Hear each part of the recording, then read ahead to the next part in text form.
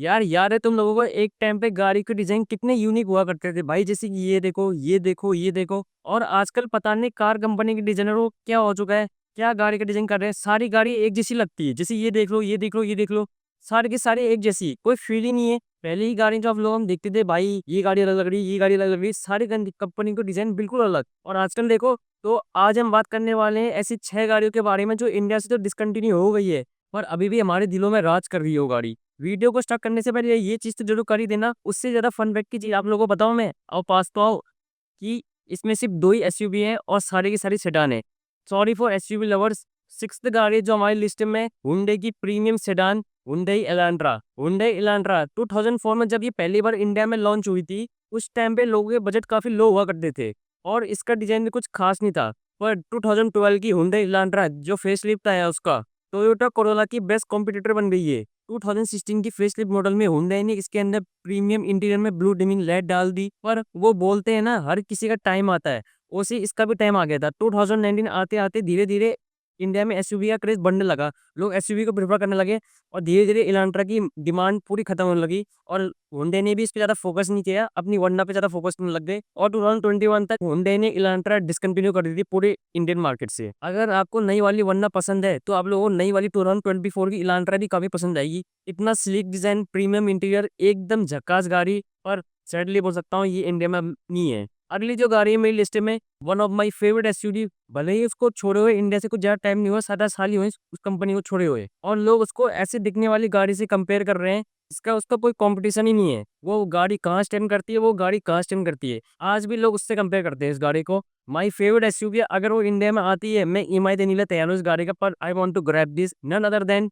All favourite SUVs Ford Endeavour. एक extreme SUV 3 litre का diesel engine के साथ, जो अभी इंडियन मार्केट में कोई ऑफर भी नहीं कर रहा है इतना ही बड़ा इंजन, ऑटो पार्किंग जैसी फीचर्स जो फोर्ड एंडेवर 2017 में दिया करती थी। और उसी गाड़ी के सो कॉल कंप्यूटर के बारे में बोलूं, टोयोटा जो जिसने अभी अपनी फॉर्च्यूनर लेजेंडर लॉन्च करी है हाइब्रिड में, उनने पहली बार 4 लाख तो रुपए तो बढ़ाए बढ़ाए, ऊपर से उसमें फीचर्स भी कार दे, वेंटिलेटेड सीट हटा दी भाई। उनने बोला हाइब्रिड सिस्टम डालने हैं तो वेंटिलेटेड सीट हटानी पड़ेगी क्योंकि इससे पावर कम होती है, कोई सेंस ही नहीं बन रहा भाई। और एंडेवर उस टाइम पे ऑटो पार्किंग जैसे फीचर दे रही थी जो अभी BMW 80 एक करोड़ की गाड़ी में आ रहा है।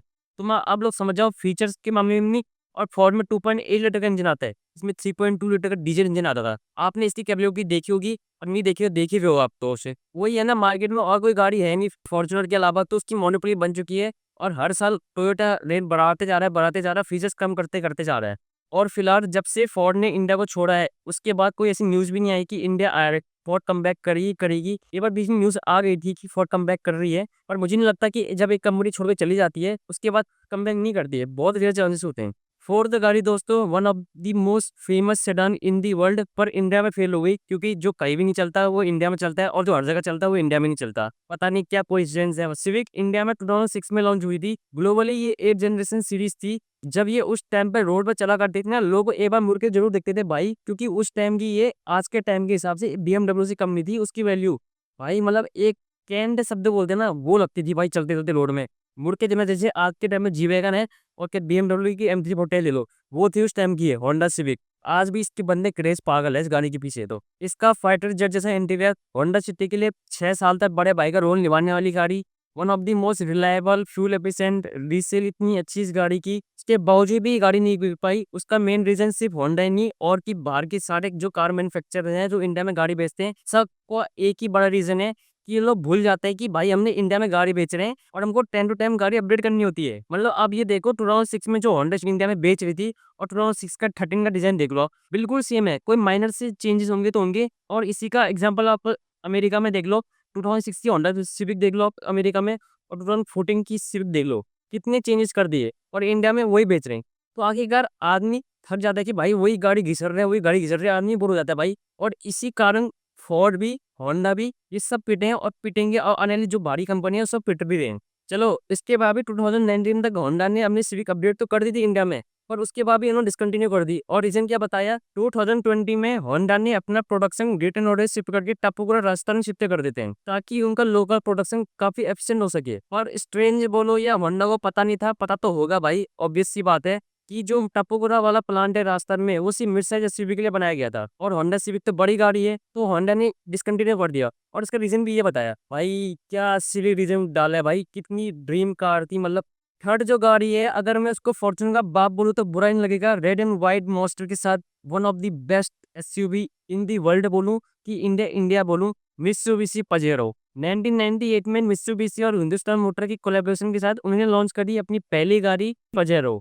और इसी के बाद इंडियंस को एसयूवी का रियल मीनिंग पता लगा। पहले क्या हो रहा था, एसयूवी का मतलब इंडियन जानते थे कि भाई ऑफ रोडिंग गाड़ी है, कहीं भी बता सकते हैं। पर जैसे पजेरो लॉन्च हुई, बड़े बड़े बिजनेस टाइकून ले लो, एक्टर्स ले लो, बड़े बड़े घरों के लोगों का एक ड्रीम गैराज कलेक्शन में एड ऑन लगी। पूरा मार्केट चेंज कर दिया इस गाड़ी ने। 2.8 लीटर का डीजल इंजन इतना सॉलिड कि कहीं भी कुदा दो भाई, बस कम बैक चाहिए पजेरो का। तो एक इंडेवर हो गई, एक पजेरो हो गई, one of the favourite SUV मेरी नहीं, आप लोगों की, क्योंकि आप लोग कमेंट्स करके बताना, और पूरे इंडियंस की है। आजकल के जो ये बिग डैडी हो गए, ये तो है ही है, मतलब ये तो कुछ भी नहीं है इनके सामने, अगर मैं सच बताऊं तो आप लोगों को। सेकंड जो गाड़ी है अंडर 4 मीटर सेगमेंट में आती है। स्विफ्ट से पहले अगर किसी का भी अगर पहला प्यार था, वो था Volkswagen polo. One of the most premium powerful solid hatchback in India, made by Volkswagen. इतना प्रीमियम इंटीरियर, अगर आज पे आप सेकेंड हैंड मार्केट में पोलो खरीदने चली जाओ तो किसी आज के जमाने की गाड़ी से मैच खा दे। मॉडिफिकेशन कम्युनिटी में भी इसका अच्छा खासा दबदबा था। एग्जॉस्ट लगवाना, रीमैप करवाना, ट्यून करवाना, सस्पेंशन लो करवाना। पर यार वो बोलते हैं ना, every beautiful thing had a bad story. Polo का हाल भी ये हो गया, और इसी के वजह से इस गाड़ी का हो गया धप्पा। क्योंकि इसके एक तो सर्विस महंगी थी, इसके पार्ट्स उतने अवेलेबल नहीं थे, माइलेज उतना अच्छा खासा निकाल नहीं पाती थी। इससे कॉम्प्यूटर शिफ्ट ले लो, डिजाइन ले लो, अच्छा खासा माइलेज देती थी, और इंटेंस को चाहिए भी क्या, माइलेज चाहिए। और इसी की वजह से, और ऊपर से क्या हुआ, 2022 आते आते इंडिया में हैचबैक का मार्केट बिल्कुल लो होने लगा, और लोग बड़े बड़े गाड़ियां नहीं लगे। और इसी के बाद वॉल्क्सवैगन ने इसको डिसकंटिन्यू कर दिया पूरी तरह से। अब जो पहली गाड़ी है फुल एंड फाइनल, ये वो कंपनी के ब्रांड से है जो बिल्कुल अपोजिट है। Suzuki Kizashi, a car from their brand that make a car at very low cost, but ये उनका सबसे कॉस्टली प्रोडक्ट था और एडवांस प्रोडक्ट था। 2011 में इंडिया में लॉन्च हुई थी, अपने आप में एक नेक्स्ट लेवल बीस थी। आज के टाइम पे आप लोग वॉल्क्सवैगन वर्टस को पावरफुल बोलते होंगे, क्योंकि इसका 1.5 लीटर का पेट्रोल इंजन के साथ। पर सुजुकी किजाक्सी में आता था 2.4 लीटर का नेचुरली एस्पिरेटेड पेट्रोल इंजन, जो प्रोड्यूस करता था 180 bhp और 230 न्यूटन मीटर ऑफ टॉर्क। और अगर आप लोगों को लगता है क्या बोल रहा है भाई कि मारुति जर्मन को हरा देगी, तो आप लोग ये वीडियो देखो। तो इसको देखने के बाद एक चीज ध्यान रखना, इस गाड़ी में कोई टर्बो नहीं आता था, और ऊपर से इसमें कोई डुअल क्लच गियर बॉक्स भी नहीं था। आता था बस एक CVT, which is consider bad for drag race. तो आप देख रहे हो रिजल्ट क्या है। तो आप लोग सोच रहे हो कि भाई अगर ये इतनी अच्छी गाड़ी तो इंडिया में बिकी क्यों नहीं, because of low brand value. क्योंकि उस टाइम पे किजाक्सी इंडिया में लॉन्च हुई थी 19 लैक्स में, क्योंकि सुजुकी इसका प्रोडक्शन इंडिया में नहीं कर रही थी, जापान से इंपोर्ट होकर आ रही थी। और आप लोगों को पता ही है, जो गाड़ी इंडिया में इंपोर्ट होती है ऑलमोस्ट डबल पे करना पड़ता है। और ऊपर से उस टाइम पे इंडिया की मार्केट उतनी डेवलप भी नहीं हुई थी, और ब्रांड वैल्यू सुजुकी की इतनी अच्छी खास भी नहीं है। तो लोगों ने सोचा वाई टू पे दिस मच, इसके बदले हम कोई BMW मर्सिडीज ले ले, कम से कम रौला तो जमेगा सोसाइटी में। सोचेंगे सुजुकी लेके आया भाई 20 लाख रुपए की। पर एक बार मारुति ने सोच दिया था कि इसकी प्रोडक्शन इंडिया में एक बार स्टार्ट कर लेते हैं। पर धीरे धीरे इसकी सेल्स पूरी तरह डिक्लाइन होने लगी, क्योंकि इसमें माइलेज नहीं मिल रहा था लोगों को, और मारुति वाला वो चीज़ नहीं मिल रही थी, माइलेज। तो मारुति ने भी प्रेम में ड्रॉप कर दिया कि खाली के प्रोडक्शन करें, उसके बाद डिसकंटिन्यू कर दी गाड़ी। That's it. तो आप लोग कमेंट में बताना आपकी फेवरेट गाड़ी कौन सी है। मुझे तो नहीं लगता, अगर आपको लगता है कि ये गाड़ियाँ कम बैक कर पाएंगी इंडिया में, कमेंट में जरूर बताना, और सब्सक्राइब भी जरूर कर देना।